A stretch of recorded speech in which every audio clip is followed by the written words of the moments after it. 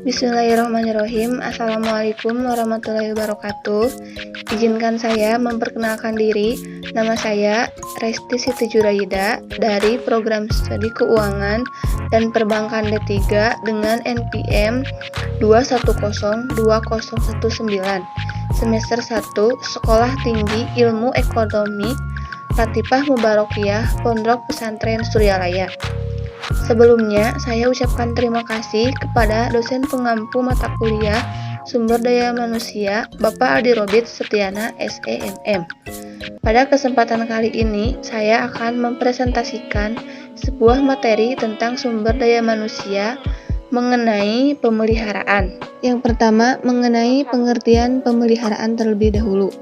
Di sini ada beberapa pengertian pemeliharaan. Adapun pengertian pemeliharaan menurut Malaya SP Hasibuan, pemeliharaan merupakan usaha mempertahankan dan atau meningkatkan kondisi fisik, mental, dan sikap karyawan agar mereka tetap loyal dan bekerja produktif untuk menunjang tercapainya tujuan perusahaan.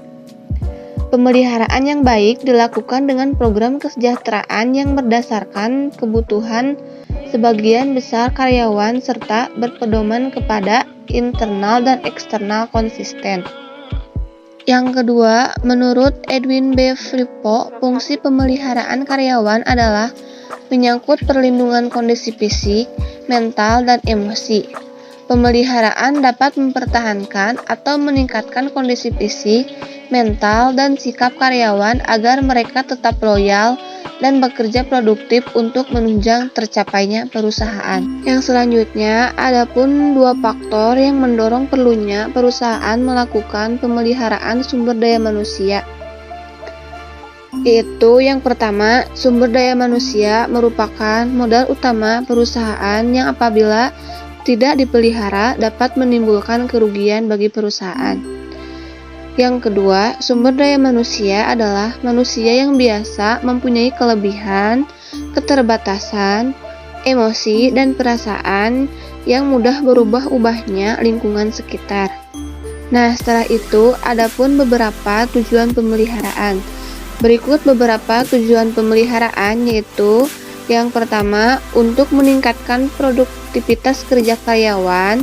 Yang kedua, meningkatkan disiplin dan menurunkan absensi karyawan.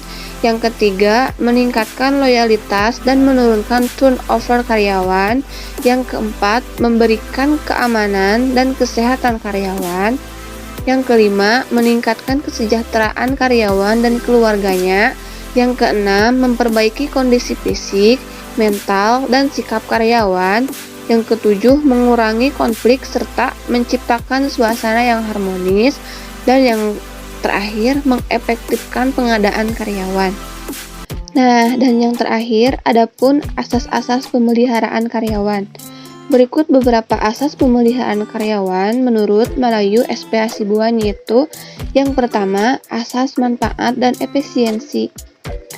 Pemeliharaan yang dilakukan harus efisien dan memberikan manfaat yang optimal bagi perusahaan dan karyawan.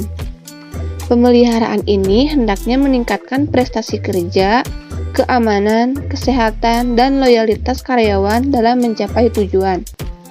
Asas ini harus diprogram dengan baik agar tidak sia-sia. Yang kedua, asas kebutuhan dan kepuasan. Pemenuhan kebutuhan dan kepuasan harus menjadi dasar program pemeliharaan karyawan. Asas ini penting supaya tujuan pemeliharaan, kesehatan, dan sikap karyawan baik, sehingga mereka mau bekerja secara efektif dan efisien menunjang tercapainya tujuan perusahaan. Dan yang ketiga, asas keadilan dan kelayakan. Keadilan dan kelayakan hendaknya dijadikan asas program pemeliharaan karyawan, karena keadilan dan kelayakan akan menciptakan ketenangan dan konsentrasi karyawan terhadap tugas-tugasnya sehingga disiplin, kerjasama, dan semangat kerjanya meningkat. Mungkin cukup sekian materi mengenai pemeliharaan dari saya. Terima kasih atas perhatiannya. Mohon maaf apabila ada kesalahan. Akhirul kalam. Wassalamualaikum warahmatullahi wabarakatuh.